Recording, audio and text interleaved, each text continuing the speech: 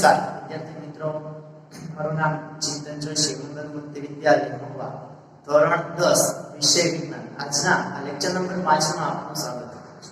વિદ્યાર્થી મિત્રો, આપણે પાઠ બીજો એસિડ બેઝ અને ક્ષાર એના વિશે અભ્યાસ કરી રહ્યા છીએ, જેમાં આપણે એસિડ અને બેઝના રાસાયણિક ગુણધર્મોની ચર્ચા કરી રહ્યા. હવે એ જે એસિડ અને બેઝના રાસાયણિક ગુણધર્મોની ચર્ચા કરી, ત્યારબાદ આપણે એસિડ અને બેઝના અન્ય કેટલાક એવા ગુણધર્મો આવે છે કે જે તેની એસિડની એસિડિક વર્તણૂક અને બેઝની બેઝિક વર્તણૂકને સાબિત કરે છે. એટલે કે એસિડનો જે એસિડિક સ્વભાવ અને બેઝનો બેઝિક સ્વભાવ છે એ શું કામ આપણને જોવા મળે છે, એવા કેટલાક ગુણધર્મો છે આવે છે. ચાલો એના વિશે આપણે વિગતે છે એ જોઈએ વિદ્યાર્થી મિત્રો.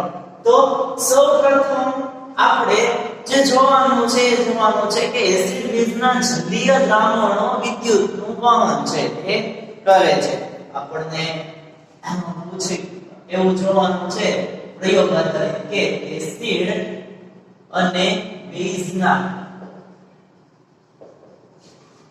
જલીય દ્રાવણ વિદ્યુતનું વહન કરે છે. આ ગુણધર્મને આપણે પ્રયોગ દ્વારા સાબિત કરવાનો છે. વિદ્યાર્થી મિત્રો, ગુણધર્મનું નામ આવું કે છે આપણને કે જે એસિડ અને બેઝ છે એના જલીય દ્રાવણ બને છે. એ એસિડ અને બેઝના જલીય દ્રાવણ પોતાના દ્રાવણમાંથી વિદ્યુત પ્રવાહને પસાર થવા દે છે, એટલે કે વિદ્યુતનું વહન કરે છે. ચાલો આ આખો પ્રયોગ આધારિત સવાલ છે. એસિડ અને બેઝના જલીય દ્રાવણ વિદ્યુતનું વહન કરે છે. આપણે એ સમજવાનું છે, એ જવાબ છે જોવાનો છે. પહેલા હેતુ. તો ઉપર જે વસ્તુ આપણને આપી એ જ હેતુમાં થશે. એસિડ બેઝના જલીય દ્રાવણ, એસિડ બેઝના જલીય દ્રાવણમાં વિદ્યુત એસિડ બેઝના જલીય દ્રાવણમાં વિદ્યુત વહનનો અભ્યાસ કરવો જોવાનો છે. વિદ્યાર્થી મિત્રો, આપણે ચકાસવાનું છે એસિડ બેઝના જલીય દ્રાવણમાં જોવા મળતો વિદ્યુત પ્રવાહનું અથવા તો વિદ્યુતનું વહન છે એ ચકાસવાનું છે. ચલો હેતુ, ત્યારબાદ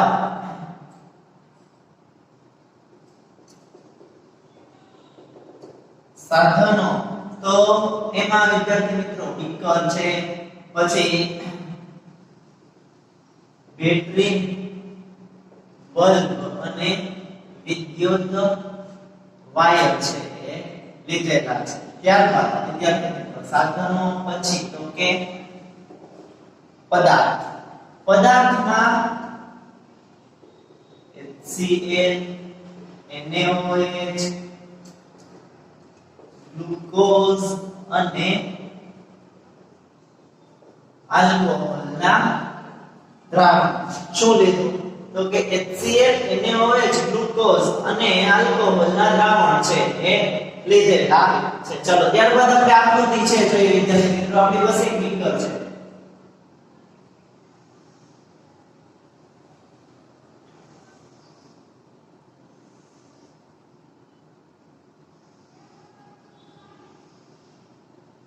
બીકરમાં આપણે વારાફરતી ક્રમશઃ બીકરમાં એસિડ, બેઝ, ગ્લુકોઝ અને આલ્કોહોલનું દ્રાવણ છે એ ઉમેરશું. શું કરશું? આપણું જે બીકર આપણને આપ્યું છે એ બીકરમાં આપણે વારાફરતી એ બધા દ્રાવણો છે એ ઉમેરીએ.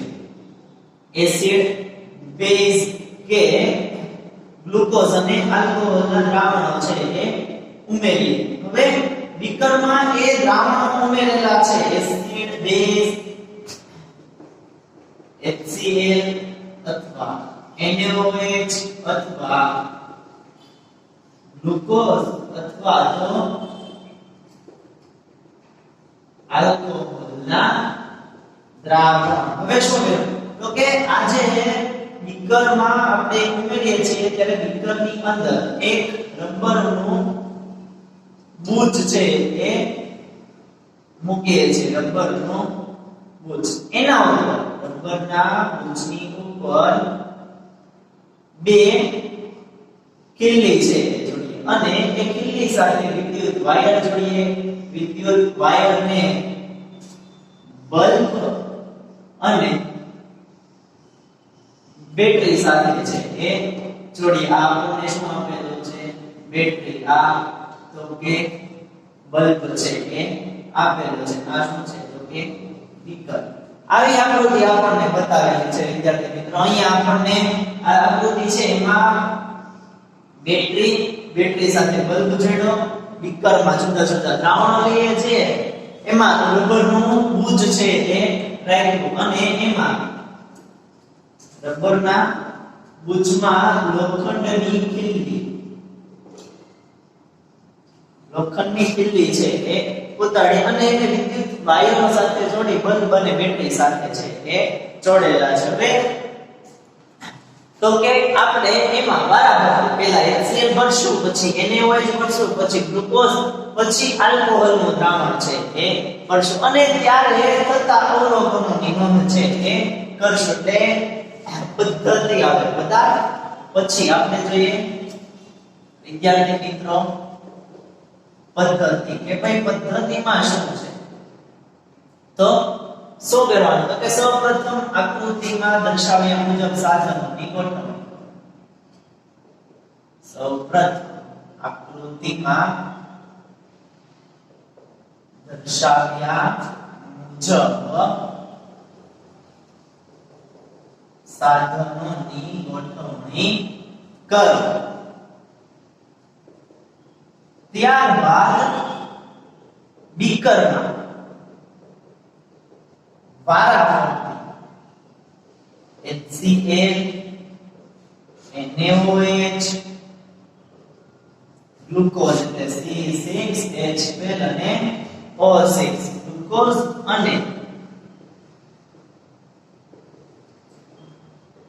આલ્કોહોલના દ્રાવણ ઉમેરો પહેલા HCl નું દ્રાવણ વિદ્યુત પ્રવાહ પસાર કરી અવલોકનનું પછી NaOH પછી ગ્લુકોઝ એના પછી આલ્કોહોલ ક્રમશઃ વારાફરતી આપણે જે ચાર પદાર્થ લીધા છે એ ચારે ચારનું દ્રાવણ બીકરમાં ઉમેરવાનું અને એમાંથી વિદ્યુત પ્રવાહ પસાર કરવાનો વિદ્યુત પ્રવાહ પસાર કરતા આપણને અહીંયા જે બલ્બ રાખેલો છે એનું અવલોકન જોવા મળે છે બે પ્રકારના અવલોકન થશે કાં બલ્બ પ્રકાશિત થશે અથવા તો બલ્બ પ્રકાશિત થશે નહીં એનું અવલોકન આપણે છે એ કરવાનું છે ચાલો જોઈએ આલ્કોહોલના દ્રાવણ ઉમેરો પછી તો કે ત્યારબાદ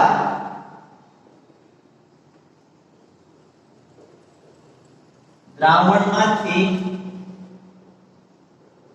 વિદ્યુત પ્રવાહ પસાર કરતા જોવા મળતા અવલોકનની નોંધ કરો શું કીધું તો કે સૌપ્રથમ તમારે દ્રાવણમાં બીકરમાં વારાફરતી દ્રાવણો લેવાના છે ત્યારબાદ દ્રાવણમાંથી વિદ્યુત પ્રવાહ પસાર કરવાનો વિદ્યુત પ્રવાહ પસાર કરતા એમાં તમને જે અવલોકન જોવા મળે છે એ અવલોકનની નોંધ છે એ કરવાની છે હવે એ અવલોકનોની નોંધ છે આપણે કરીએ વિદ્યાર્થી મિત્રો કે આપણને કયા પ્રકારના અવલોકનો છે એ મળે છે અહીંયા હું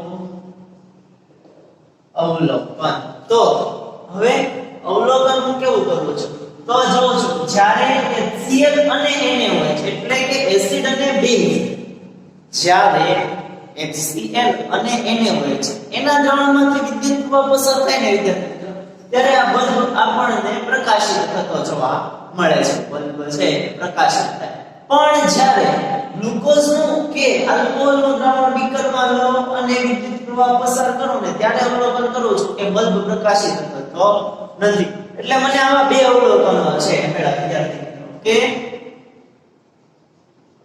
HCl અને NaOH ના દ્રાવણમાંથી વિદ્યુત પસાર કરતા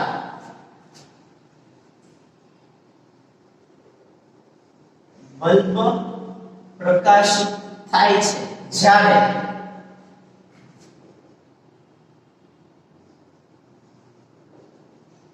ગ્લુકોઝ અને આલ્કોહોલના દ્રાવણમાંથી વિદ્યુત પસાર કરતા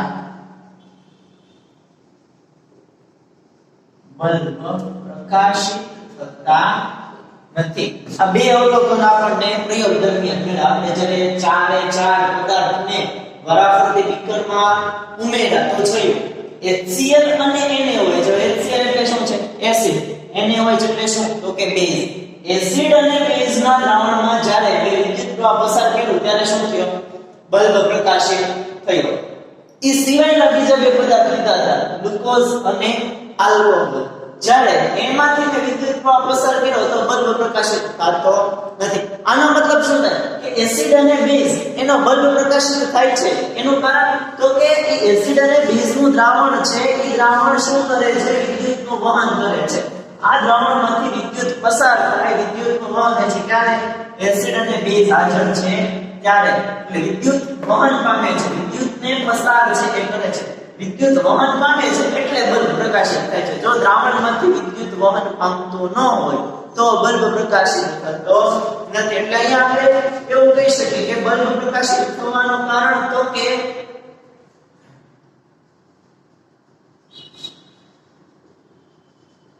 બલ્બ પ્રકાશિત થવાનું કારણ દ્રાવણમાંથી વહન પામતો વિદ્યુત પ્રવાહ છે. દ્રાવણમાંથી વહન પામતો વિદ્યુત પ્રવાહ છે એના કારણે બલ્બ પ્રકાશિત થાય છે. એટલે આ જે HCl અને NaOH એટલે કે એસિડ અને બેઝ એના દ્રાવણ વિશે આપણે શું કહી શકીએ? તો કે HCl અને બેઝ એના જે જલીય દ્રાવણ આપણે લીધા છે એના દ્રાવણમાંથી વિદ્યુત પ્રવાહનું વહન કરે છે. જ્યારે ગ્લુકોઝ અને આલ્કોહોલ છે તો એના દ્રાવણમાંથી વિદ્યુત પ્રવાહ વહન પામતો નથી, વિદ્યુત પ્રવાહ પસાર થતો નથી. એટલા માટે બલ્બ પ્રકાશિત થતો નથી. ચાલો આના ઉપરથી આપણે નિર્ણય છે કે લઈ શકીએ. નિર્ણય શું લઈ શકીએ વિદ્યાર્થી મિત્રો? તો કે એસિડ બેઝનું જલીય દ્રાવણ છે એ શું કરે છે? તો કે વિદ્યુતનું વહન છે એ કરતું જોવા મળે છે. આપણે નિર્ણય આમ લખી શકીએ વિદ્યાર્થી મિત્રો કે એસિડ અને બેઝના જલીય દ્રાવણ વિદ્યુતનું વહન કરે છે. આ નિર્ણય આપણે પ્રયોગ ઉપરથી લઈ શકીએ. જેમાં આપણે ચાર પદાર્થો લીધા હતા, ગ્લુકોઝ, આલ્કોહોલ, તટસ્થ, એસિડ અને બેઝ. આ તટસ્થ, આ કાર્બનિક, એસિડ, બેઝ ચારેય પદાર્થો લીધા, ચારેય દ્રાવણો લીધા. ત્યારે અવલોકનમાં જોયું કે એસિડ અને બેઝ છે એમાં જ બલ્બ પ્રકાશિત થાય છે. એ બલ્બ પ્રકાશિત થાય એનું કારણ તો કે એસિડ બેઝના જલીય દ્રાવણ છે એ શું કરી શકે છે? વિદ્યુતનું વહન કરી શકે છે. એટલા માટે બલ્બ પ્રકાશિત થાય છે. ગ્લુકોઝ અને આલ્કોહોલનું દ્રાવણ છે એ વિદ્યુતનું વહન કરી શકતા નથી. એટલા માટે એમાંથી આપણને બલ્બ પ્રકાશિત થતો જોવા મળતો નથી. એટલે આના ઉપરથી આ જે પ્રયોગ છે એના ઉપરથી આપણે શું સાબિત કરી શકીએ? તો શું નિર્ણય લઈ શકીએ? એવું કેવું છે? તો આમ કહી શકીએ કે એસિડ અને બેઝ છે એના જલીય દ્રાવણ વિદ્યુતનું વહન છે એ કરે છે. વિદ્યાર્થી મિત્રો, એના પછી આપણે હવે જે વાત કરવાની છે એ છે એસિડિક ગુણધર્મ માટે જવાબદાર ઘટક. આપણે હમણાં પ્રયોગ જોયો જેમાં આપણે એસિડ, બેઝ, આલ્કોહોલ અને ગ્લુકોઝ આવા ચાર પદાર્થો છે તે લીધા હતા. હવે એ જે ચાર પદાર્થો લીધા હતા એ ચાર પદાર્થો ઉપરથી આપણે શું કીધું? તો એ ચાર પદાર્થોના અવલોકન ઉપરથી આપણે આવું લઈ કે ભાઈ એસિડ અને બેઝ વિદ્યુતનું વહન કરે છે, જ્યારે ગ્લુકોઝ અને આલ્કોહોલ વિદ્યુતનું વહન કરતા નથી. હવે આનો મતલબ શું કરવો આપણે કે બે દ્રાવણો હતા એ વિદ્યુતનું વહન કરતા હતા અને બે દ્રાવણો વિદ્યુતનું વહન કરતા નથી. તો એનું શું કારણ છે કે ભાઈ એવો કોઈ પરિબળ એવી કોઈ વસ્તુ જવાબદાર હશે જેના કારણે વિદ્યુત પ્રવાહ છે એ દ્રાવણમાં વહન છે પામતો હશે. આપણે એક જવાબદાર કારણને છે ગોતવાનું છે કે શેના કારણે એવું કયું પરિબળ છે જેને લીધે દ્રાવણમાંથી વિદ્યુત પ્રવાહ પસાર થયો અથવા તો દ્રાવણમાંથી વિદ્યુત પ્રવાહ પસાર થતો નથી. તો વિદ્યાર્થી મિત્રો એવું કહેવાય છે કે જ્યારે કોઈ પણ દ્રાવણમાં વિદ્યુતનું વહન થાય ને તો એના માટે આયનો જવાબદાર છે. આપણે ધન આયન અને ઋણ આયન કહીએ છીએ એ દ્રાવણમાં વિદ્યુતના વહન માટે આયનો જવાબદાર છે. દ્રાવણમાં વિદ્યુતના વહન માટે આયનો જવાબદાર છે.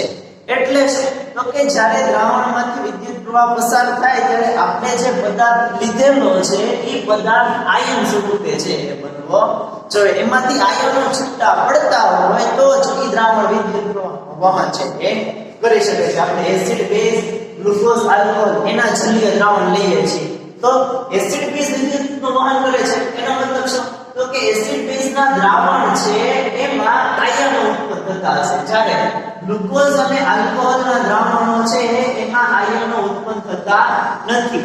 એસિડ બેઝના દ્રાવણમાં આયન ઉત્પન્ન થાય છે એટલે એ વિદ્યુતનું વહન કરી શકે છે જ્યારે ગ્લુકોઝ અને આલ્કોહોલ એમાં આયનો ઉત્પન્ન થતા નથી. આયનો ઉત્પન્ન થતા નથી એટલા માટે એ વિદ્યુતનું વહન કરી શકતો નથી. ચાલો જોઈએ કે જે એસિડ અને બેઝ છે એના દ્રાવણનું આયનીકરણ થાય છે. એસિડ અને બેઝના દ્રાવણનું આયનીકરણ થાય છે તેથી બલ્બ પ્રકાશિત થાય છે. પરંતુ આલ્કોહોલ અને ગ્લુકોઝના દ્રાવણનું આયનીકરણ થતું નથી તેથી બલ્બ પ્રકાશિત થતો નથી. શું કીધું વિદ્યાર્થી મિત્રો આપણને તો કે વિદ્યુત પ્રવાહ પસાર થવા માટે એક આયનો જવાબદાર છે. એટલે જ્યારે એસિડ અને બેઝનું દ્રાવણ આપણે લઈએ છીએ ત્યારે એસિડ બેઝ ના દ્રાવણનું આયનીકરણ થાય છે. આયનીકરણ થાય એટલે એસિડ બેઝના દ્રાવણમાં આયનો ઉત્પન્ન થાય છે. જ્યારે આલ્કોહોલ અને ગ્લુકોઝનું દ્રાવણ છે એમાં આયનો ઉત્પન્ન થતા નથી. એનું આયનીકરણ થતું નથી. એસિડ બેઝનું આયનીકરણ થાય એટલે બલ્બ પ્રકાશિત થાય પરંતુ આલ્કોહોલ અને ગ્લુકોઝનું આયનીકરણ થતું નથી એટલા માટે એમાંથી એના દ્વારા બલ્બ પ્રકાશિત થતો નથી. તો હવે વાત આવે કે જે આપણે એસિડિક ગુણધર્મ માટે જવાબદાર ઘટકની વાત છે કરવાની છે આના ઉપરથી કરવાની છે. એસિડ બેઝમાં આયન ઉત્પન્ન થાય છે હવે એ આપણે જોવું પડે કે ક્યાં આયનો ઉત્પન્ન થાય છે. તો આપણે એસિડ અને બેઝના સામાન્ય ગુણધર્મ લખ્યા ને વિદ્યાર્થી મિત્રો જોયા ને ત્યારે આપણે કીધું હતું એસિડ માટે H+ આયન જવાબદાર છે અને બેઝ માટે OH- આયન જવાબદાર છે. એટલે આપણે કહી શકીએ છીએ કે એસિડ તેના જલીય દ્રાવણમાં H+ આયન સ્થિર તેના જલીય દ્રાવણમાં H+ આયન તેમજ બેઝ તેના જલીય દ્રાવણ OH- આયન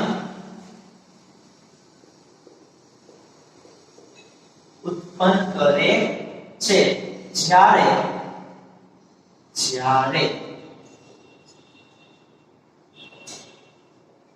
આલ્કોહોલ કે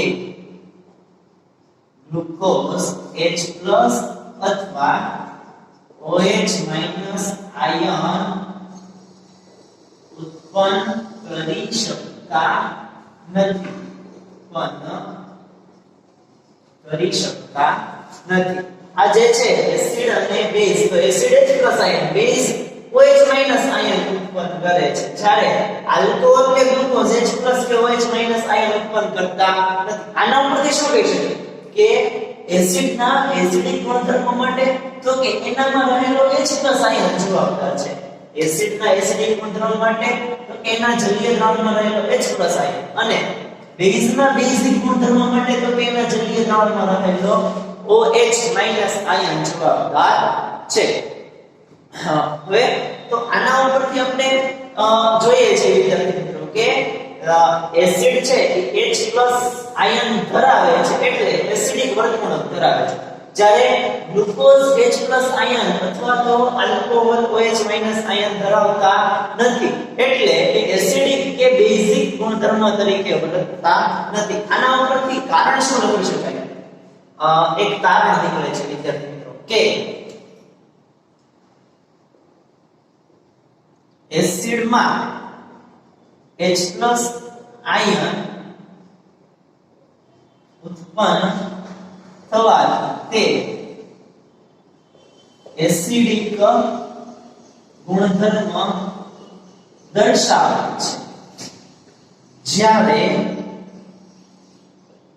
ગ્લુકોઝ, એનું સૂત્ર જો આવું છે C6H12O6, એમાં હાઇડ્રોજન છે અને આલ્કોહોલ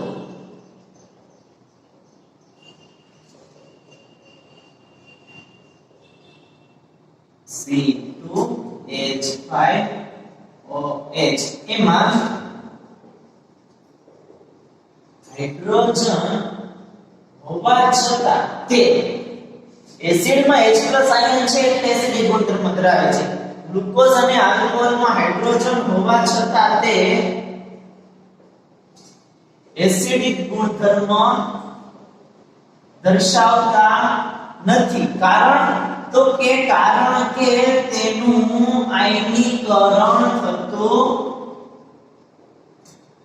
નથી. આયનીકરણ થતું નથી એટલે H+ આયન ધરાવતો નથી. આના ઉપર આપણે શું કહી શકીએ તો કે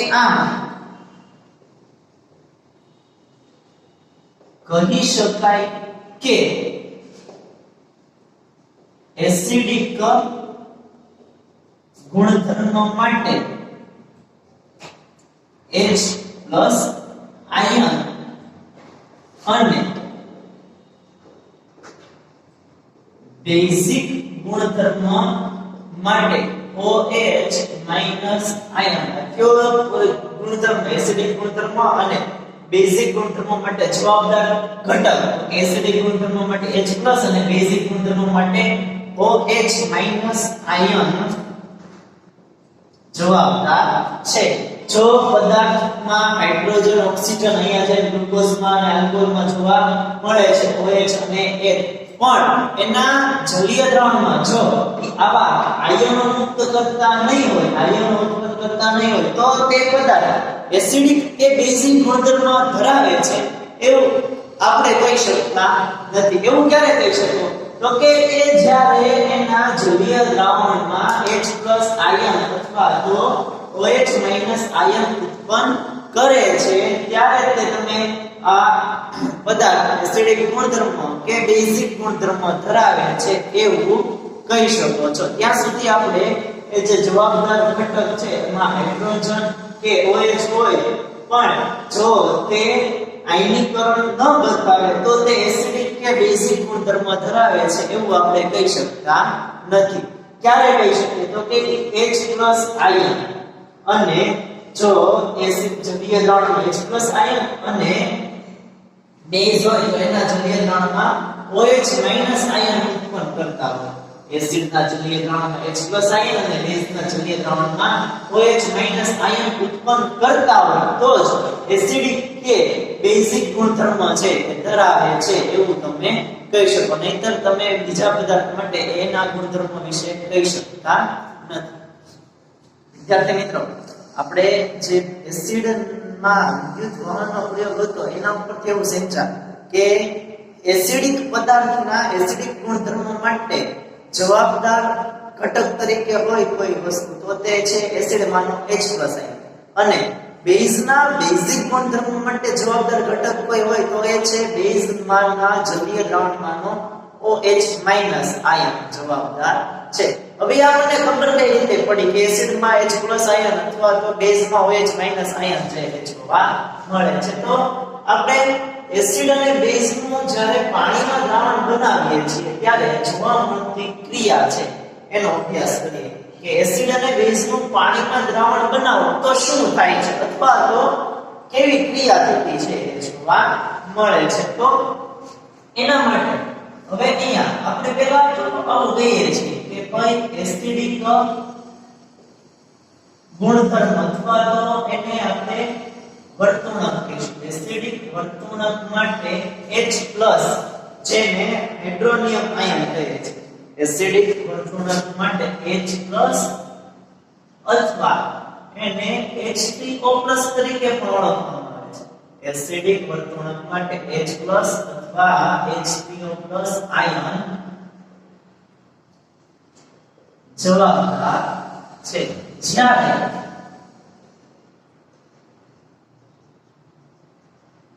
બેઝિક વર્તણૂક માટે OH- આયન હાઇડ્રોક્સાઇડ આયન જવાબદાર છે. એસિડિક વર્તણૂક માટે H+ અથવા તો H3O+ અને બેઝિક વર્તણૂક માટે OH- આયન જવાબદાર છે એવું આપણે કીધું. હવે એસિડ અને બેઝનું પાણીમાં દ્રાવણ બનાવે. પાણીમાં દ્રાવણ એટલે કેવું થાય તો કે એસિડ અને બેઝનું જલીય દ્રાવણ છે એ થાય છે. કે એસિડ અને બેઝનું જલીય દ્રાવણ બનાવીએ અથવા તો પાણીમાં દ્રાવણ બનાવીએ ત્યારે ખરેખર શું થાય છે એ જોઈએ વિદ્યાર્થી મિત્રો. તો અહીંયા હું પહેલા એસિડ છે એ લઉં છું HCl પ્લસ H2O. શું કર્યું?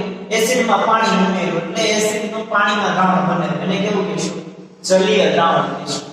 એટલે અહીંયા આયનો ઉત્પન્ન થાય છે H3O પ્લસ હાઇડ્રોનિયમ વત્તા Cl માઈનસ એટલે ક્લોરીન. હાઇડ્રોનિયમ અને ક્લોરીન આયન છે ઉત્પન્ન થતા જોવા મળે છે. એટલે શું કહી શકાય તો કે આ જે HCl છે એ એના જલીય દ્રાવણ HCl એના જલીય દ્રાવણમાં H+ કે H3O+ આયન ઉત્પન્ન કરે છે. આની જગ્યાએ જો તમે ગ્લુકોઝ કે આલ્કોહોલ લ્યો તો ગ્લુકોઝ કે આલ્કોહોલ એનું જલીય દ્રાવણ બનાવો તો એમાં તમને પાછો H+ આયન જોવા મળતો નથી. એટલા માટે આપણે કારણ લખ્યું હતું કે ગ્લુકોઝ છે એ હાઇડ્રોજન ધરાવે છે છતાં એસિડ કહેવાતો નથી. જ્યારે HCl માં હાઇડ્રોજન છે એટલે એસિડ કીધો કારણ કે તો કે એનું જલીય દ્રાવણ બનાવો ત્યારે H+ આયન ઉત્પન્ન કરે છે. એટલે આપણે શું લખી શકીએ કે HCl આ જે HCl છે એ HCl તેના જલીય દ્રાવણમાં H3O+ આયન ઉત્પન્ન કરે છે. તેથી તે એસિડ છે. તેથી તે શું છે? એસિડ છે તેમ કહેવાય. હવે જો વિદ્યાર્થી મિત્રો આ HCl ની H2O સાથે પ્રક્રિયા લીધી એની જગ્યાએ હું C6H12O6 આ શું છે? ગ્લુકોઝ એની પ્રક્રિયા પાણી સાથે કરું તો અહીંયા જે H3O+ આયન બનવા જોવે એ આયન બનતા નથી. એટલે ગ્લુકોઝનું જલીય દ્રાવણ આ આયન બનાવતું નથી. આયન બનાવતું નથી એટલા માટે તમે એ ગ્લુકોઝને એસિડ કહી શકો ને એમાં હાઇડ્રોજન છે છતાં એ એના જલીય દ્રાવણમાં H3O+ આયન ઉત્પન્ન કરતું નથી. એટલા માટે તમે એને એસિડિક પદાર્થ કે એસિડ છે એવું કહી શકો નહીં. ચાલો એના પછી આ તો વાત હતી એસિડ માટે. એના જ જેવી બેઝ માટેની વાત છે આ વિદ્યાર્થી મિત્રો. તો બેઝ માટે લઈએ NaOH અહીંયા એનું જલીય દ્રાવણ બનાવી H2O Na++OH- આ સોડિયમ આયન અને આ થયો હાઇડ્રોક્સાઇડ આયન. તો આના ઉપરથી આપણે શું કહી શકીએ, આની છે કે NaOH અથવા તો બેઝ NaOH નું NaOH તેના જલીય દ્રાવણમાં OH- આયન ઉત્પન્ન કરે છે. તેથી તે બેઝ છે તેમ કહેવાય. આપણે આગળ જ વાત કરી હતી વિદ્યાર્થી મિત્રો કે એસિડ માટે તો કે H+ અથવા તો H3O+ અને બેઝ માટે તો કે OH- આયન જવાબદાર છે. આના જલીય દ્રાવણો છે એ HCl નું જલીય દ્રાવણ આ આયન ઉત્પન્ન કરે છે એટલે એસિડ છે. NaOH નું જલીય દ્રાવણ આયન ઉત્પન્ન કરે છે એટલે એને બેઝ છે એ કીધેલો છે. હવે તમે અહીંયા થોડી કલ્પના કરો કે આ જે એસિડ છે HCl એને હું શુષ્ક HCl છે કહ્યું, એમાં પાણીની ગેરહાજરી છે. તો હવે તમે એ જે શુષ્ક HCl છે એની એસિડની કોઈ પણ કસોટી કરો છો ને ત્યારે એ એસિડિક વર્તણૂક બતાવતો નથી. કારણ તો કે એમાં પાણીની ગેરહાજરી છે. પાણીની ગેરહાજરી હોય એટલે એમાં H+ આયન ઉત્પન્ન થતો નથી. એસિડમાં પાણીની ગેરહાજરી હોય તો H+ આયન ઉત્પન્ન થતો નથી. માટે એસિડિક વર્તણૂક માટેનો જવાબદાર આયન જે છે એ જ આયન ઉત્પન્ન ન થાય તો એ એસિડિક વર્તણૂક ધરાવતું નથી એવું આપણે કહી શકીએ. એસિડ પાણીની ગેરહાજરી એસિડ કે બેઝ પાણીની ગેરહાજરી H+ અથવા